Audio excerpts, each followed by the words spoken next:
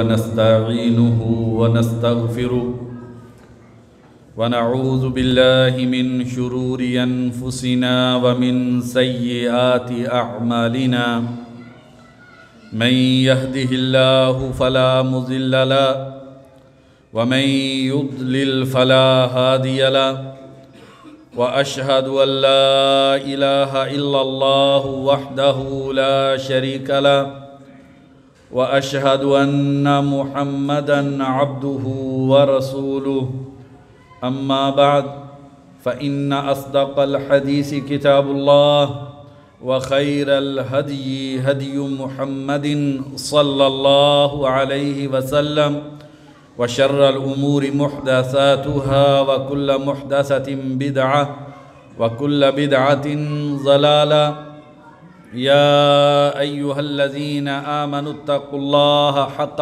تقاته ولا تموتن إلا وأنتم مسلمون يا أيها الناس اتقوا ربكم الذي خلقكم من نفس واحدة وخلق منها زوجها وبث منهما رجالا كثيرا ونساء واتقوا الله الذي تساءلون به والأرحام إن الله كان عليكم رقيبا يا أيها الذين آمنوا اتقوا الله وقولوا قولا سديدا يصلح لكم أعمالكم ويغفر لكم ذنوبكم ومن يطع الله ورسوله فقد فاز فوزا عظيما أما بعد فأعوذ بالله من الشيطان الرجيم فقلت استغفروا ربكم إنه كان غفارا يرسل السماء عليكم مدرارا ويمددكم بأموال وبنين وَيَجْعَلْ لَكُمْ جَنَّاتٍ وَيَجْعَلْ لَكُمْ أَنْهَارًا۔ ہر قسم کی حمد و ثنا بڑائی کبریائی اللہ وحدہ لا شریک کے لیے کہ جس ذات باری تعالیٰ نے انسان کو اس دنیا میں اپنی عبادت کے لیے پیدا کیا اور انسان کی روزی کی ذمہ داری اللہ تبارک و تعالیٰ نے اپنے ذمے لی۔ ان گنت لا تعداد درود و سلام ہوں نبی کائنات صلی اللہ علیہ وسلم کی ذات اقدس پہ کہ جنہوں نے انسان کو حلال کی وسیع بابرکت روزی کیسے حاصل کرنی چاہیے اس بارے میں بڑی ہی خوبصورت اعلیٰ اور پاکیزہ تعلیمات سے انسانوں کو نوازا۔ کروڑوں رحمتیں ہوں صحابہ کرام پر، تابعین اعظام پر، محدثین کرام پر، علماء کرام پر کہ جو ہر دور میں انسان کو اللہ تبارک و تعالیٰ کے قریب کرتے رہے اور انسان کو حلال روزی کی تلاش کے صحیح ذرائع بتلاتے رہے۔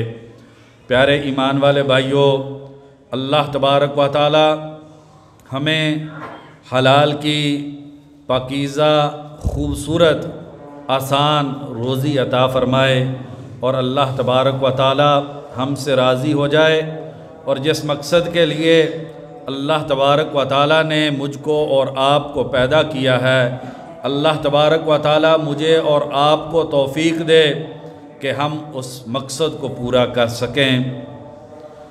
میرے اور آپ کے خالق و مالک کا فرمان ہے جس میں اللہ تبارک و تعالیٰ نے اپنے عظیم نبی نوح علیہ السلام کو فرمایا کہ انہوں نے اپنی قوم کو کہا تھا فَقُلْتُ اسْتَغْفِرُوا رَبَّكُمْ إِنَّهُ كَانَ غَفَّارًا۔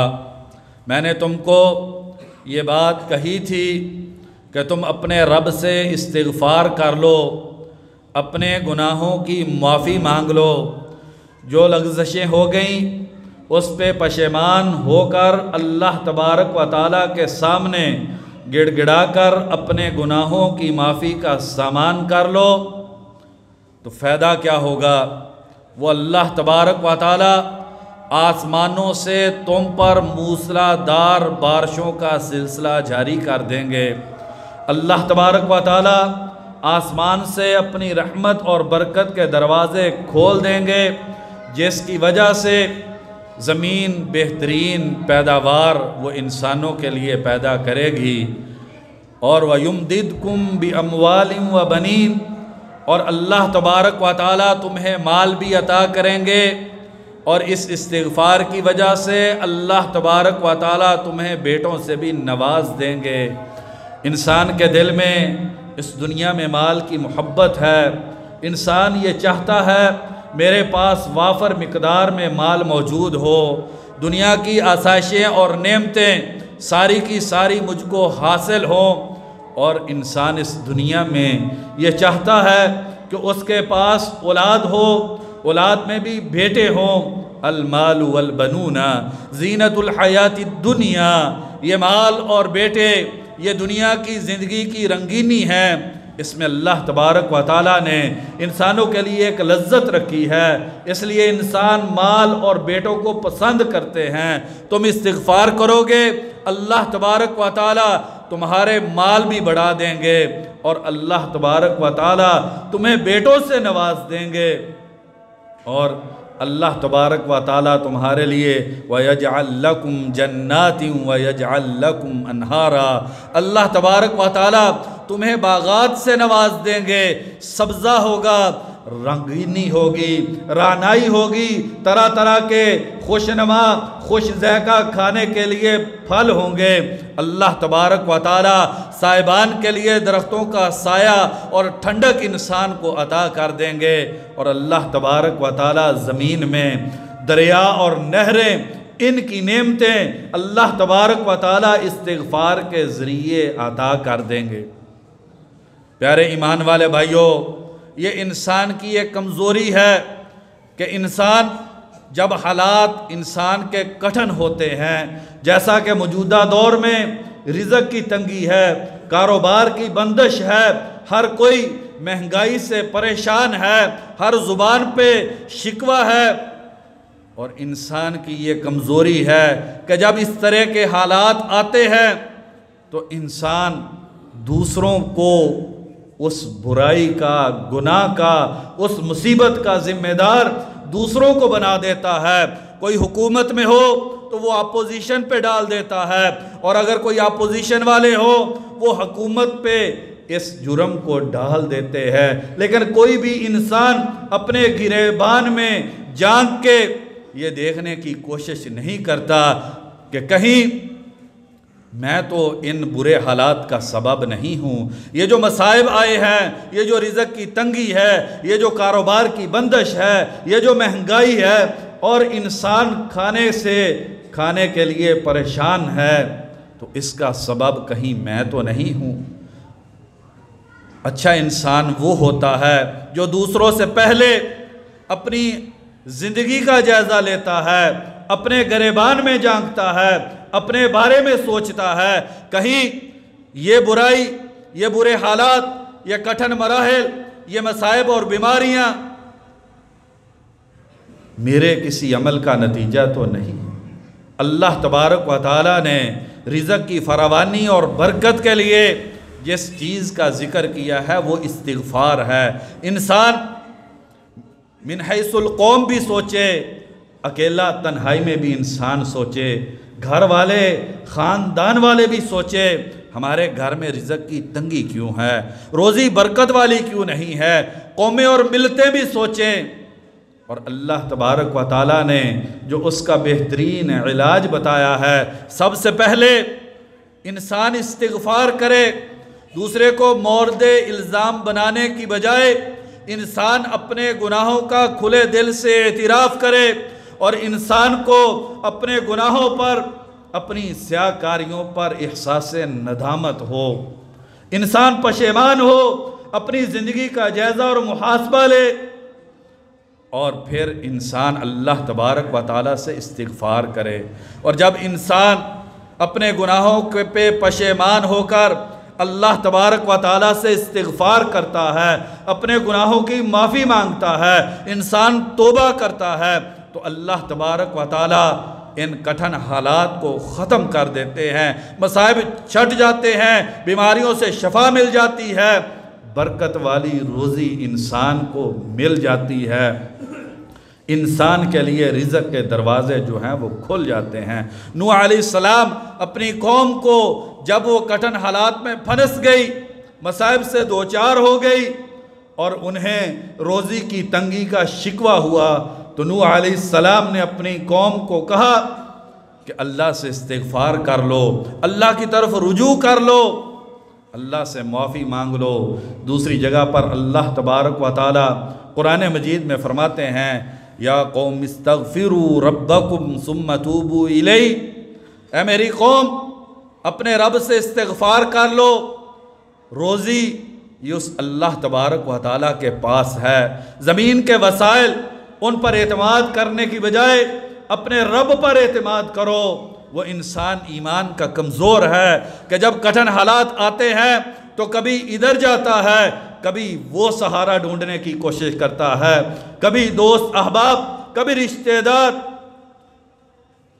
سب سے پہلے انسان کو اپنے رب کی طرف رجوع کرنا چاہیے۔ استغفروا ربکم، اپنے رب سے استغفار کر لو اور اس سے توبہ کر لو، تو اللہ تبارک و تعالی تم پر موسلا دار بارشیں نازل کر دیں گے، وَيَزِدْكُمْ قُوَّةً إِلَىٰ قُوَّتِكُمْ، اور اللہ تبارک و تعالی تمہاری طاقت میں، تمہاری صلاحیت میں، تمہاری رزق کی پیداوار میں، تمہارے کارخانے اور فیکٹری میں، تمہارے کاروبار میں اللہ تبارک و تعالی قوت، طاقت اور توانائی عطا کر دیں گے، جس کی وجہ سے جو مشکل حالات ہوں گے وہ چھٹ جائیں گے۔ سیدنا عمر فاروق رضی اللہ عنہ، ان کے زمانے میں ایک مرتبہ قحط پڑ گیا، بڑے کٹھن حالات، مدینہ المنورہ میں کھانے کے لیے کچھ نہیں ہے۔ سیدنا معاویہ رضی اللہ عنہ شام سے کچھ گندم بھیجتے، مدینہ المنورہ میں وہ گندم پہنچتی اور فوراً تقسیم ہو جاتی۔ پورا سال قحط کا سال رہا، جسے عام الرماد کہا گیا، کہ وہ سال جس میں ہر طرف راکھ ہی راکھ تھی، یعنی کہ پکا ہوا کھانا دستیاب نہیں تھا، اور انسان مسلمان مالی تنگ دستی کا شکار تھے، حالات بڑے کٹھن تھے۔ عمر فاروق رضی اللہ عنہ نے یہ نہیں کہا کہ مجھ سے جو پہلے گزر گئے انہوں نے تمہارے لیے یہ برے فیصلے لیے تھے جس کی وجہ سے آج تم ان حالات سے دوچار ہو۔ نہ کسی نے قوم اور معاشرے میں اٹھ کے یہ کہا کہ عمر فاروق رضی اللہ عنہ وقت کے حکمران ہیں اور صرف یہی ان برے حالات کے ذمہ دار ہیں۔ عمر فاروق رضی اللہ عنہ نے صحابہ کرام میں اعلان کیا، صحابہ، نبی اکرم صلی اللہ علیہ وسلم کی سنت ہے کہ جب مالی تنگ دستی ہو جائے، رزق کی تنگی ہو جائے، کھانا دستیاب نہ ہو، اللہ کے حضور جا کے نماز پڑھیں، باہر نکلیں پرانے کپڑوں میں عاجزی کے ساتھ، روتے اور گڑ گڑاتے ہوئے، آنکھوں میں آنسو ہو، دل ٹوٹا ہوا ہو، احساس ندامت اور شرمندگی ہو، انسان کو اپنی زندگی پہ دکھ ہو۔ یا اللہ تو ارحم الراحمین ہے، ماں اس کی شفقت تو تیری رحمت کے مقابلے میں کچھ نہیں ہے، ماں تو بچے کو بھوکا نہیں رکھتی ہے، یا اللہ تو ارحم الراحمین ہے، تیری طرف سے کمی نہیں ہے، میرے اندر ہی کمی ہے۔ روتے ہوئے نبی اکرم صلی اللہ علیہ وسلم عاجزی کے ساتھ، تواضع اور انکساری کے ساتھ آپ صلی اللہ علیہ وسلم نماز کے لیے نکلتے اور نماز پڑھتے، روتے اور گڑ گڑاتے۔ عمر فاروق رضی اللہ عنہ نے بھی ایسا ہی کیا، صحابہ کرام میں اعلان کیا، نماز استسقاء کے لیے نکلتے ہیں، صحابہ کو لے کر عمر فاروق رضی اللہ عنہ باہر نکلے، میدان میں پہنچے، نماز نہ پڑھی، اور عمر فاروق رضی اللہ عنہ صحابہ کو کہنے لگے چلو واپس چلتے ہیں۔ صحابہ کو بڑا تعجب ہوا، امیر المومنین، فہم و فراست والے، اتنے سمجھدار، امیر المومنین نماز تو پڑھی نہیں ہے، واپسی کیسے؟ کہنے لگے میں نے اللہ تبارک و تعالیٰ سے استغفار کیا ہے، اور اللہ تبارک و تعالیٰ قرآن مجید میں فرماتے ہیں فَقُلْتُ اسْتَغْفِرُوا رَبَّكُمْ إِنَّهُ كَانَ غَفَّارًا، تم اپنے رب سے استغفار کرو، وہ بہت معاف کرنے والا ہے، معاف کرنا اس کی عادت ہے۔ یرسل السماء علیکم مدرارا، آسمان سے بارش نازل ہوگی، کیونکہ اللہ تبارک و تعالیٰ نے بارش کے نزول کے لیے جو سبب بیان کیا ہے وہ گناہوں سے استغفار کرنا ہے، اور میں نے اللہ تبارک و تعالیٰ سے استغفار کیا ہے۔ مجھے امید ہے کہ اللہ تبارک و تعالیٰ بارش کو عطا کر دیں گے۔ بھائیو، انسان اپنے گناہوں کے بارے میں سوچے۔ جب روزی تھوڑی ہو جائے، امام ابن القیم رحمہ اللہ فرماتے ہیں گناہوں کی وجہ سے قلت الرزقی، رزق میں تنگی پیدا ہو جاتی ہے، اور رزق سے برکت بھی اٹھ جاتی ہے۔ دونوں خرابیاں آتی ہیں، تنگی بھی پیدا ہو جاتی ہے اور رزق سے برکت بھی اٹھ جاتی ہے۔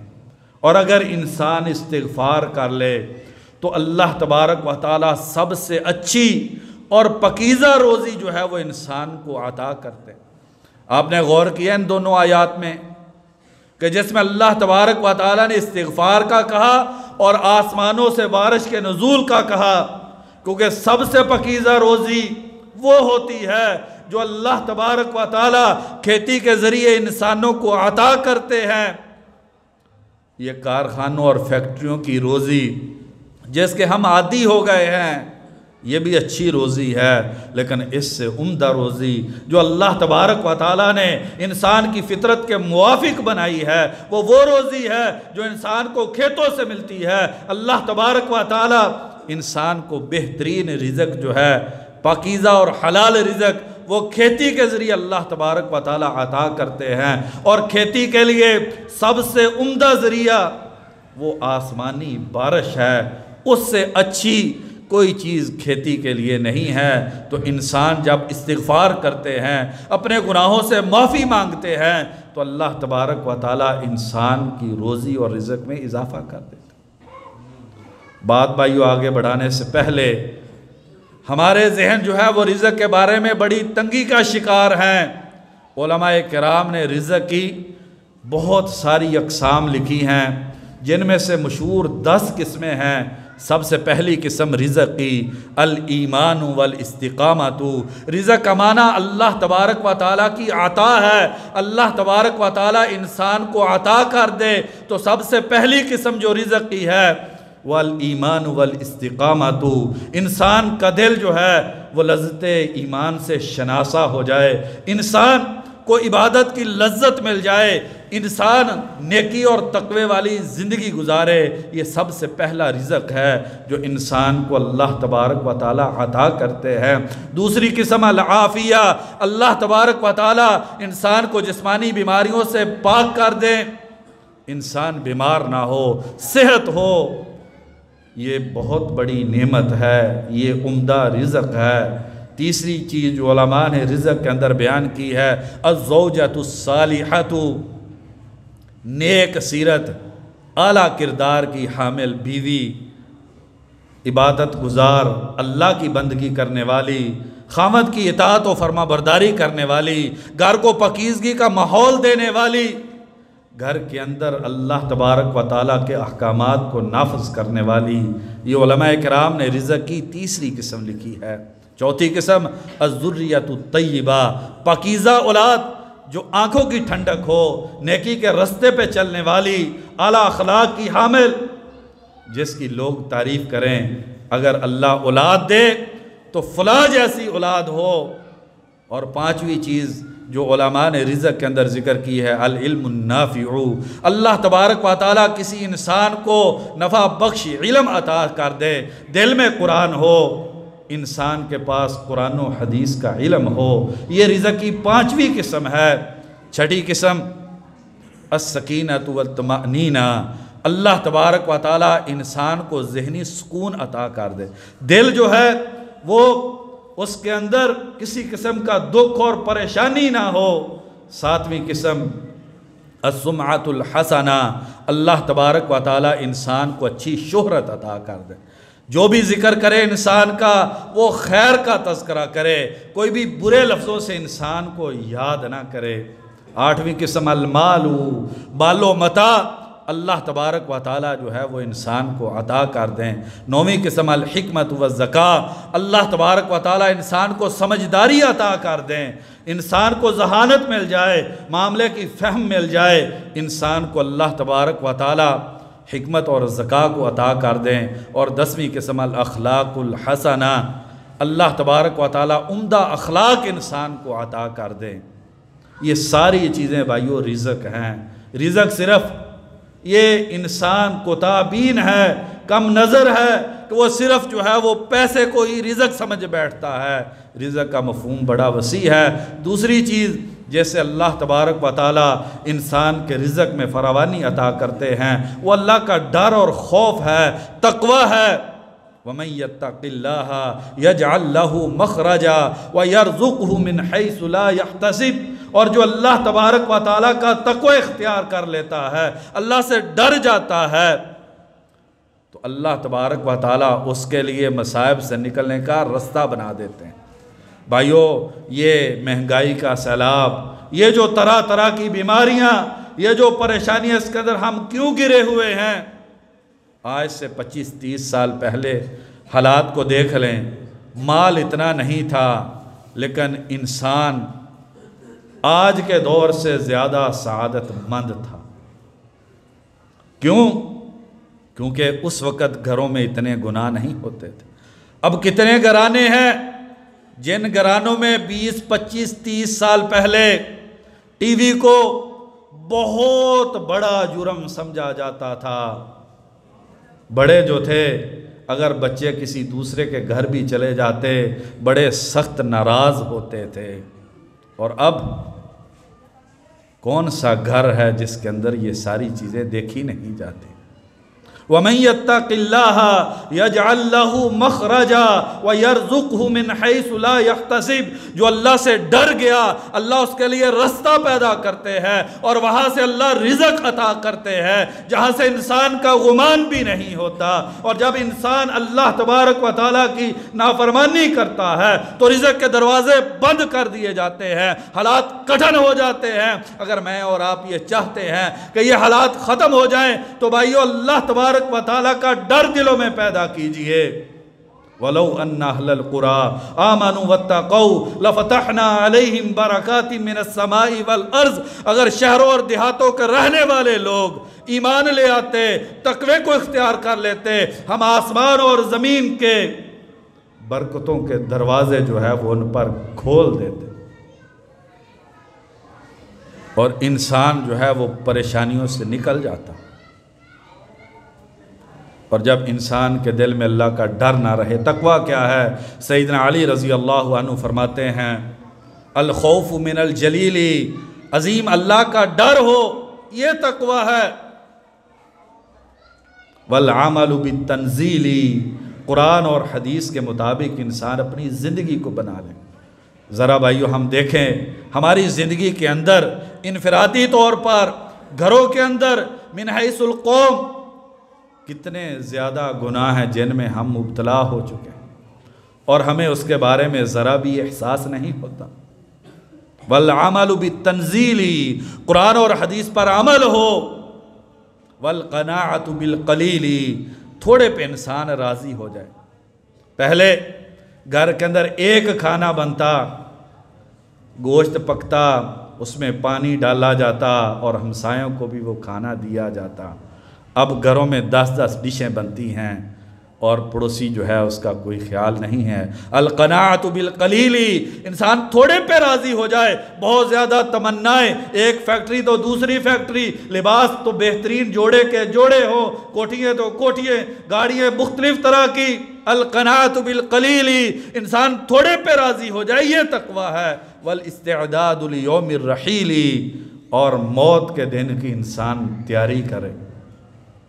تیسرا سبب جس کے ذریعے اللہ تبارک و تعالی انسان کے رزق میں برکت ڈالتے ہیں اور وسعت ملتی ہے، وہ صلہ رحمی ہے، رشتہ داروں کے حقوق کی پاسداری ہے۔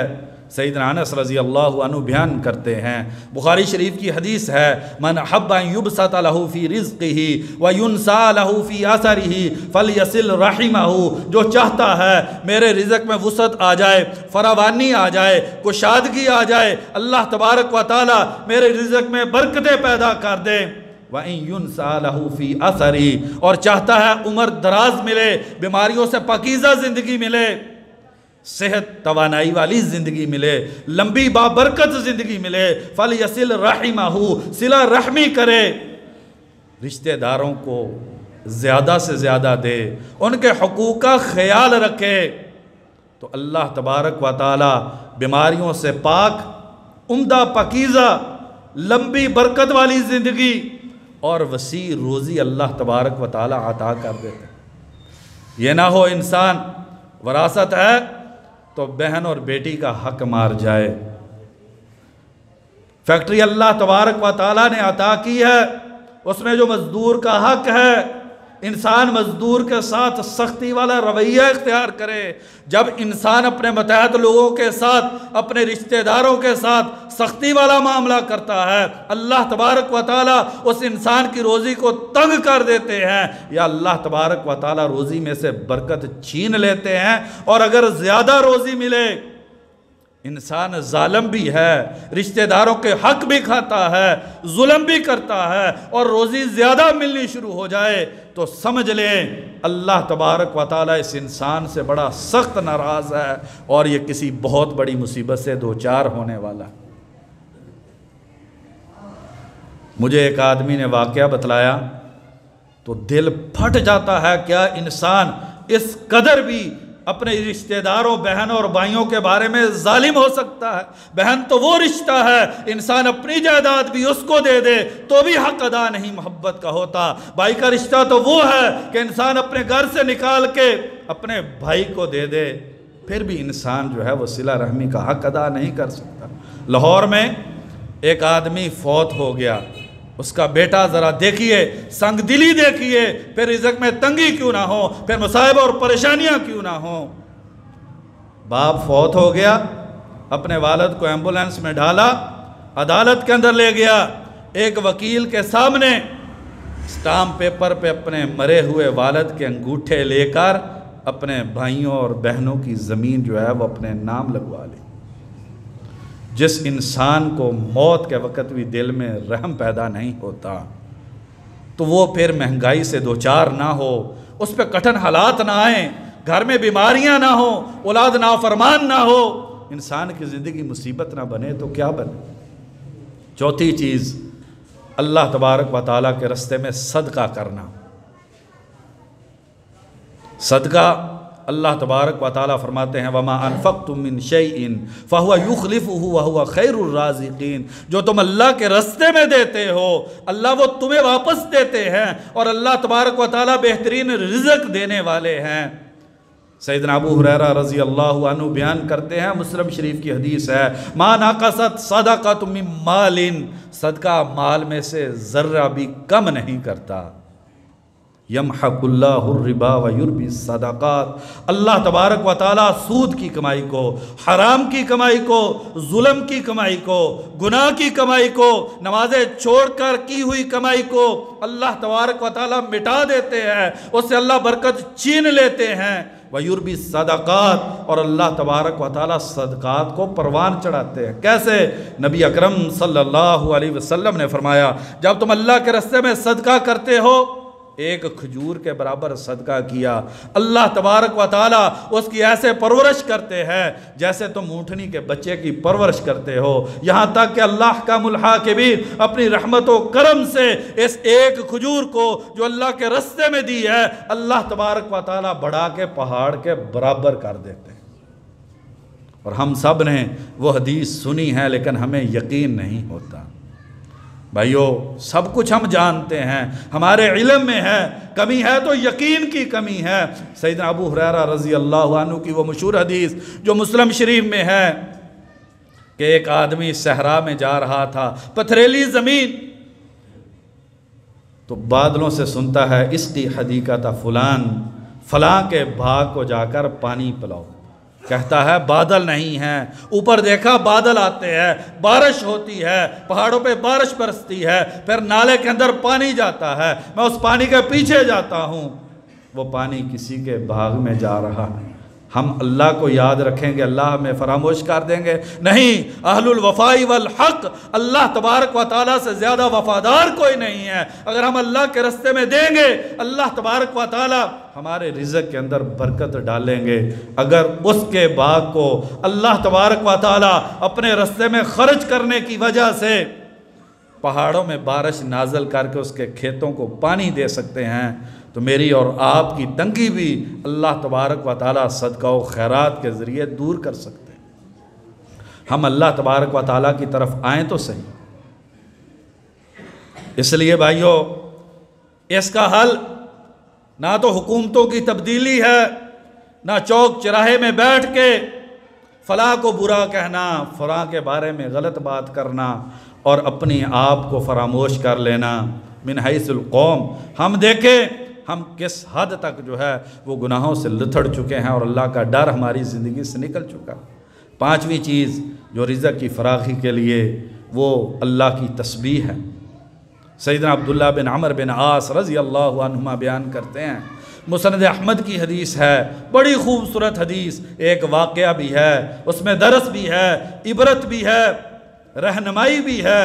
کہتے ہیں ہم نبی اکرم صلی اللہ علیہ وسلم کے ساتھ بیٹھے ہوئے تھے، جاء رجل من اہل البادیاتی، ایک دیہات کا رہنے والا نبی اکرم صلی اللہ علیہ وسلم کے پاس آیا۔ اس نے ریشم کا لباس پہنا ہوا، اپنے لباس پہ اترا رہا، مالدار آدمی آ کے صحابہ کو کہتا ہے یہ جو تمہارا ساتھی ہیں نعوذ باللہ محمد رسول اللہ صلی اللہ علیہ وسلم واضح فارس ابن فارسن، انہوں نے کیا کیا؟ جو شاہ سوار تھے انہیں جو ہے ذلیل اور رسوا کر دیا۔ ورفع وزیع ابن وزیع، اور جو معاشرے کے اندر پٹے ہوئے لوگ تھے انہیں اس نے اونچا کر دیا۔ کیا مطلب ہے اس کی بات کا؟ جو بڑے بڑے قبیلوں کے سردار اور چودھری تھے، چونکہ انہوں نے ایمان قبول نہیں کیا تو جہاد کے ذریعے ان کے غرور کو خاک کے اندر ملا دیا گیا۔ جتنے بھی عرب کے بڑے چودھری تھے، نبی اکرم صلی اللہ علیہ وسلم نے ان کا سر نیچے کر دیا، اور جن کو معاشرے کے اندر کمزور سمجھا جاتا تھا، جن کے پاس کھانے کو کچھ نہیں تھا، ایمان سے سرفراز ہوئے، نبی اکرم صلی اللہ علیہ وسلم کی صحبت ملی تو اللہ تبارک و تعالیٰ نے رفعت اور بلندی عطا کر دی۔ تو شکوہ کر رہا ہے کہ تمہارے اس ساتھی نے، نبی اکرم صلی اللہ علیہ وسلم نے چودھریوں کی چودراہٹ ختم کر دی ہے، امیروں کی امارت ختم کر دی ہے، اور جو غریب ہیں انہیں معاشرے میں اونچا مقام عطا کر دیا۔ نبی اکرم صلی اللہ علیہ وسلم نے اس کے ریشم کے لباس کو، اس کے گلے کو، گریبان کو پکڑا اور فرمایا ارا علیک لباس من لا یعقل، میں دیکھ رہا ہوں تو نے ایسا لباس پہنا ہے جو عقل مند نہیں پہنتا۔ کہنے کا مطلب تو عقل مند نہیں ہے، بے وقوف ہے۔ اور پھر فرمایا کہ نوح علیہ السلام جب فوت ہونے لگے، اپنے بیٹے کو انہوں نے 2 چیزوں کا حکم دیا اور 2 چیزوں سے منع کیا۔ کہا بیٹا لا الہ الا اللہ، اس کی پابندی کرنا، کثرت سے پڑھنا، اس کا التزام کرنا۔ اگر 7 آسمان 7 زمینیں ایک ترازو کے ایک پلڑے میں رکھ دیے جائیں اور لا الہ الا اللہ دوسرے پلڑے میں رکھ دیا جائے، اللہ کی توحید کا کلمہ، اللہ سے وفا کا کلمہ، تو یہ 7 آسمان اور 7 زمین جو ہیں یہ اوپر اٹھ جائیں گے، یہ لا الہ الا اللہ ان پہ بھاری پڑ جائے گا۔ بیٹا لا الہ الا اللہ اس کو کثرت سے پڑھنا۔ اگر 7 آسمان اور 7 زمینیں مل کے ان کے مصائب اور یہ کڑا بن جائیں جس کے اندر انسان گھرا ہوا ہو، اتنی مصیبتیں اور پریشانیاں آ جائیں کہ 7 آسمان اور 7 زمینوں کا کڑا ہو اور انسان اس کے اندر ہو، قسمت ہننا لا الہ الا اللہ، ان ساری پریشانیوں کو توڑ دے گا۔ یہ 7 آسمان 7 زمینیں ٹوٹ جائیں گی۔ اور فرمایا سبحان اللہ و بحمدہ، اس کو پڑھنا، فإنہا صلاۃ کل شیء، یہ ہر چیز کی نماز ہے، وبہا یرزق الخلق، اور اسی کلمے کے ذریعے اللہ تبارک و تعالیٰ لوگوں کو روزی عطا کرتے ہیں۔ کتنی خوبصورت بات، یہی ساری مخلوقات کی نماز وہ سبحان اللہ و بحمدہ ہے، وبہا یرزق الخلق، اور اسی کے ذریعے اللہ تبارک و تعالیٰ مخلوقات کو روزی دیتے ہیں۔ اگر بھائیو میں اور آپ اپنی روزی میں تنگی محسوس کر رہے ہیں، کاروبار کھل نہیں رہے ہیں، تو لا الہ الا اللہ اور سبحان اللہ و بحمدہ اس کو کثرت کے ساتھ پڑھیں۔ اور فرمایا انہا کا عن الشرک والکبری، دو چیزیں جس سے منع کرتا ہوں وہ شرک اور تکبر ہے۔ تکبر اللہ تبارک و تعالیٰ کو پسند نہیں ہے۔ اللہ تبارک و تعالیٰ سے دعا ہے کہ اللہ تبارک و تعالیٰ مجھ کو اور آپ کو رزق کے جو حقیقی اسباب ہیں انہیں اپنانے کی توفیق عطا فرما دیں۔ وما توفیقی الا باللہ۔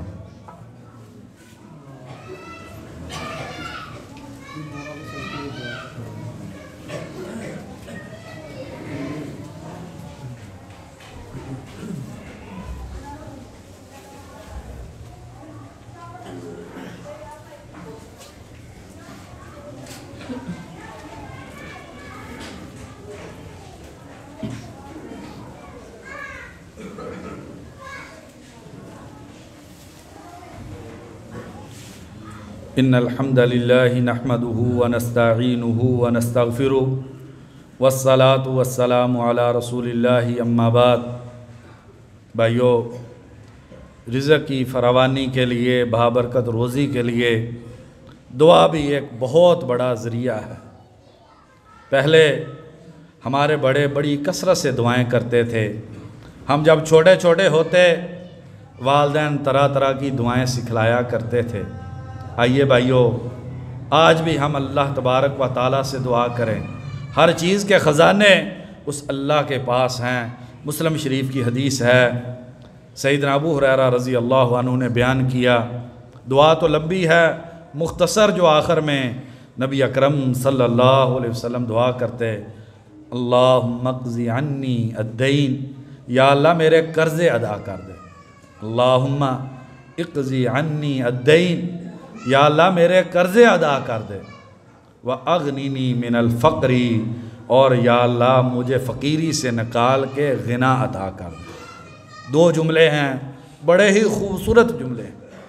یا اللہ میرا قرض ادا کر دے، وَأَغْنِنِي مِنَ الْفَقْرِ، اور یا اللہ مجھے فقر سے نجات دے کے غنا عطا کر دے۔ غنا کیا ہے؟ انسان کا دل لوگوں سے بے نیاز ہو جائے، انسان کے دل میں طمع، لالچ اور ہرس نہ رہے، اور اللہ تبارک و تعالیٰ انسان کو ضرورت کے مطابق جتنی انسان کی ضرورت ہے اللہ تبارک و تعالیٰ انسان کو روزی عطا کر۔ اسی طریقے سے ایک بڑی خوبصورت دعا ہے، اللہم انی اسألک الہدی والتقی والعفاف والغنی، یا اللہ میں تجھ سے ہدایت مانگتا ہوں، اس دنیا میں قیمتی ترین چیز ہے، یا اللہ ہدایت مانگتا ہوں۔ اللہم انی اسألک الہدی والتقی، یا اللہ تقوی مانگتا ہوں، میں متقی بن جاؤں، میرے دل میں تیرا ڈر اور خوف پیدا ہو جائے۔ والعفاف، یا اللہ پاکیزگی مل جائے، آنکھ پاکیزہ ہو جائے، یا اللہ دل پاکیزہ ہو جائے، زبان پاکیزہ ہو جائے، کان پاکیزہ ہو جائیں، یا اللہ پاکیزگی عطا کر دے۔ والغنا، یا اللہ بے نیازی عطا کر دے، کسی کی محتاجی نہ ہو، کسی کے مال پہ نگاہ نہ ہو، دل میں طمع اور لالچ نہ ہو، یا اللہ غنا عطا کر دے، اور فقر فاقے یا اللہ تو دور کر دے۔ اللہ سے کثرت کے ساتھ بھائیو دعا کی جائے تو اس سے بھی اللہ تبارک و تعالیٰ جو ہے وہ رزق میں فراوانی عطا کر دیتے ہیں۔